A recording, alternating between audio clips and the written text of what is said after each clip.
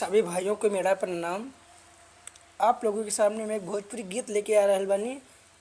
अगर गीत अच्छा लगी तो रउआ ज़रूर कमेंट और शेयर ज़रूर करिहा। तू बुला के जुदा ना करा, तू बुला के जुदा ना करा, गोदिए में राखा मई। तू बुला के जुदा ना करा, गोदिए में राखा मई। जय माँ जय माँ, जय जय माँ, जय हो माँ, जय हो माँ, जय हो माँ, जय हो माँ, जय हो माँ। हम कहीं नहीं जाइब ये माई, बाड़ी खाई या पहाड़ी चढ़ियनी हो, बाड़ी खाई या पहाड़ी चढ़ियनी हो।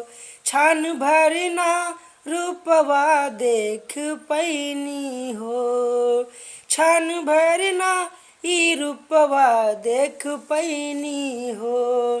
खाली है माँ झोली भरा, खाली है झोली माँ भरा।